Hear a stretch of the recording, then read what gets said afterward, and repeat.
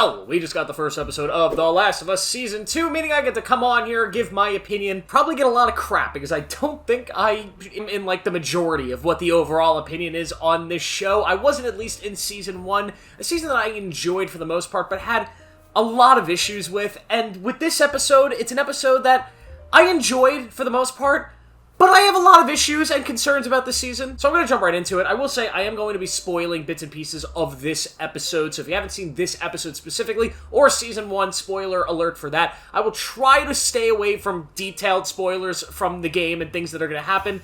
Mainly the big thing that's going to happen this season that happens in the game. If you've been living under a rock and you don't know what it is, I won't spoil it here for you, just because I don't want to ruin the experience of watching the show and experiencing The Last of Us 2 for the first time. But for this episode, I will be spoiling things, and I will be alluding to things that happen in the game that I'm a little concerned about. So The Last of Us Season 2 is adapting, of course, The Last of Us Part 2, the video game. One of the greatest games ever made. Also one of the most sort of controversial games ever. It's one of those games that a lot of people really don't like. A lot of people hate it because of its controversial story. But it's a game that, for the people that do love it, me specifically, I think we can all agree, it's just one of these... It's just a freaking masterpiece. I absolutely adore the game. I understand why people dislike it, but just as a game, both from a gameplay point of view and just a cinematic story and character point of view, it's something that I just absolutely adore. I've replayed it a bunch of times, and I'm so excited to see how they bring it to screen. I'm also concerned, because there's a lot of stuff in that second game that a very loud grouping of people did not like, so there's a part of me that's worried that they are going to change certain things, or at least change the way that they present this story to try to avoid the same fan backlash, something that I think would be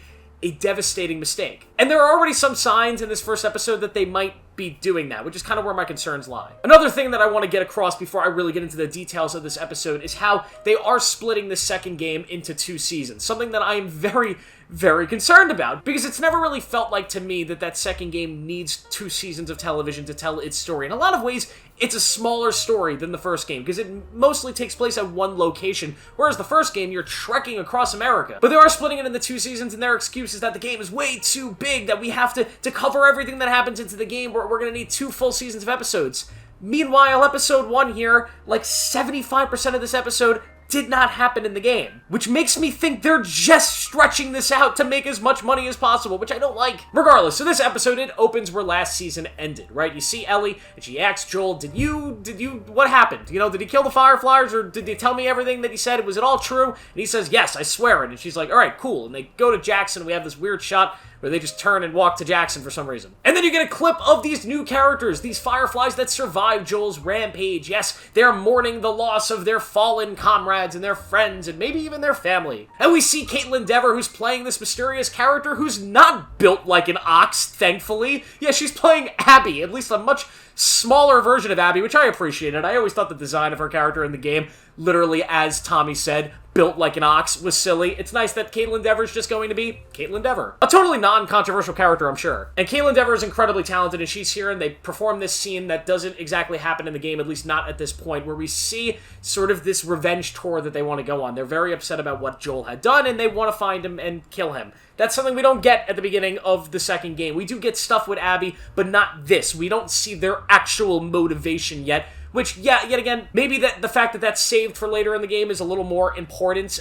The show, it's whatever. We get the scene early on, want to get some sympathy points for Abby now, so when certain things happen later, maybe the audience takes to her better. The rest of the episode, we just get to see a lot of characters that we know and a lot of new characters just hanging out at Jackson. It very much felt kind of like an episode of The Walking Dead. It's just a bunch of people in this community hanging out doing different things. We see Joel, who's now in therapy. I don't like that. Why is Joel in therapy? Joel would never be in therapy. This guy's like the most, like, typical man character in the history of fiction. Like, there's no way this dude is going to a therapist, letting his feelings out. And then there's, like, a whole scene with the therapist where she's like, I really don't like you, Joel, because you killed my husband, Eugene. And I swear to God, I'm still sitting here now thinking, who the fuck is Eugene? Did he kill somebody in, like, the whole section with Tommy and his crew? Did he kill somebody in the show that he didn't kill in the game? I can't really remember. I played the game recently, and I don't remember there being a Eugene, but I don't know, maybe I'm wrong. Regardless, he's in therapy. He's also friends with Dina. Dina, who's this new character played by Isabel Merced, who's, of course, an incredible part of the original Last of Us Part 2. It's going to be a big part of this show. She, by the way, I'll get more into it in a second, is incredible, but she is friends with Joel. She, like, works with him, and she's kind of like a new surrogate kid. Another change from the game I don't love. In the game, Joel doesn't really know Dina. They're just kind of loosely apart in this community. They know of each other. I'm sure they've spoken, businessy, but they're not friends. The same way Ellie and Dina aren't, like, best friends in the game. They're friends, right? They know each other. They go on runs together, but they're not best friends. Here in the show, it's presented that they're already best friends. So much so that Dina's great friends with Joel, and, like, these are little changes I just don't get. Like, the therapy, I know that sounds like a little change. Joe, why are you complaining so much that Joel's going to therapy? It's such a small change. It is, but to me, it's a big character change. It's a decision that this character is making that I don't understand. As somebody who loves the games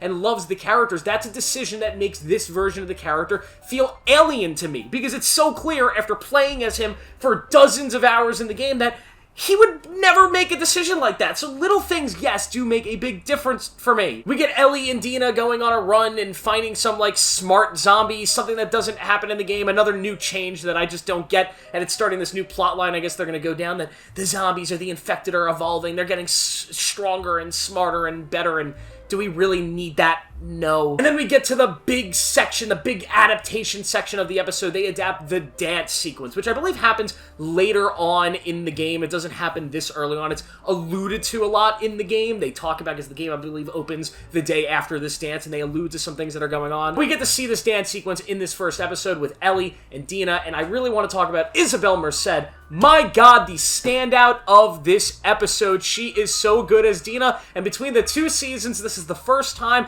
that an actress has given a performance as one of these characters where I can honestly say, I think I like it more than the game. She is so glowing and bright and feels like the only person that really is playing a character. She is becoming her own version of this character, and it doesn't feel like they're either trying to rip off the game or do a crappy version of the game, or I don't even know, right? This is the first time in either season where I truly think they've done something that is elevated above the game's version of that character. She's amazing here and absolutely steals this episode. I will say Bella Ramsey is also really good here. I've always just been mixed on her because I know there are other people that I personally preferred to play the character. I mean, Kaylee Spaney. My God, how did this not happen? My main concern with this is I figured she'd probably look too young to play this version of Ellie. I actually didn't have that problem in this episode. I think she looks fine playing this older version. If they have her killing like a billion bad guys in this season like you do in the video game, it just won't be believable, but I doubt they're going to do that. Probably cut down the body count 1 or 2. But she does a decent enough job in this episode. I actually think this episode probably was her best performance as Ellie. I think she actually gets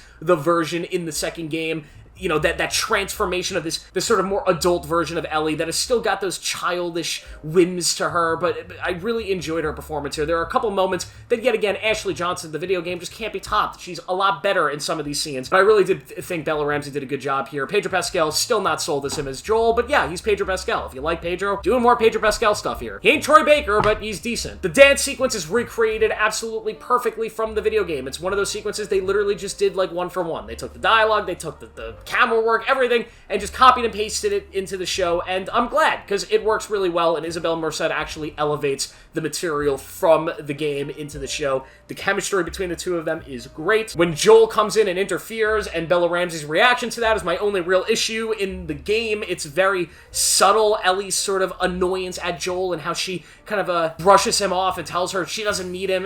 In the show here, she kind of just screams at him in front of everybody, which is not nearly as effective. I was also a little bit concerned that they were going to do, like, they kind of tease that they're going to show you what happens after the party between Ellie and Joel. There's literally a moment where they're about to show it, and that's like the ending of the game. And I'm like, are they going to show the ending of the game in the first episode? And they don't, thankfully. Sorry for people that are like, whoa, there's something else that happens there. Yes, there is. You'll find out hopefully at the end of Season 3, I guess. And the episode ends with them teasing the next episode, which is going to be a big thing with Infected, and it's going to bleed into the big events at the beginning of the second game, which should be fun. Overall, like, this episode was fine. I just don't understand little changes that they decide to make with the show, and overall, the presentation of the story. I think the way the second game presents its story, this sort of out-of-time, out-of-order sequence of events, where you're slowly trying to figure out what each character's motivations are, why they're upset, why they're mad, why they're going after this person, why these things are happening. I think it's done so well and so perfectly perfectly that you don't have to change much, but the show is already changing things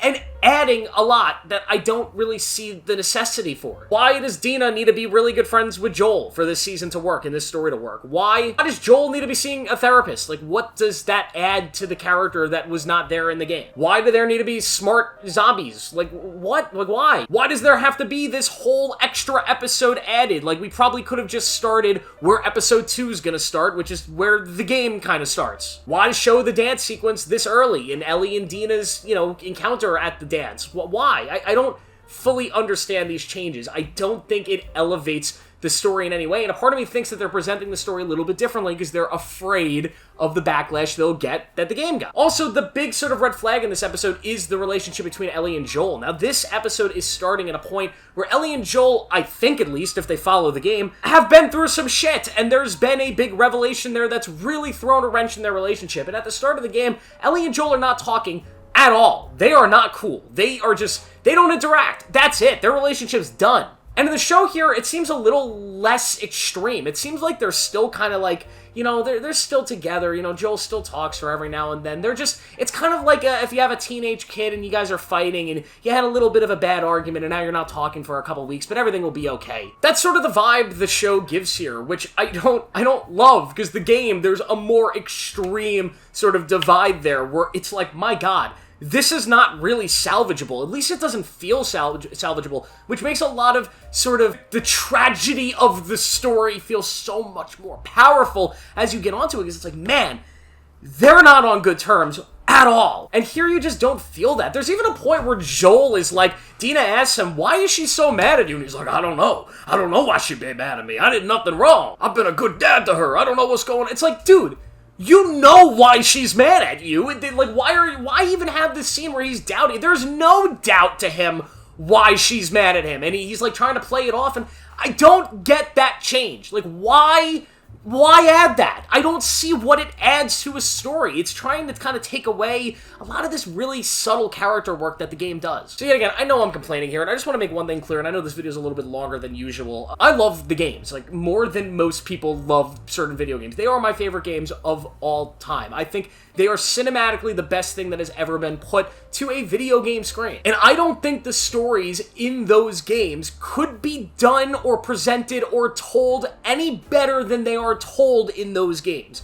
Meaning, any adaptation or retelling of those stories, I am going to have problems with unless they are beat for beat, frame by frame, the same exact thing. And if they were to do that, I would still be complaining, because I would say, what was the point? Meaning there's really no way for this show to make me completely happy.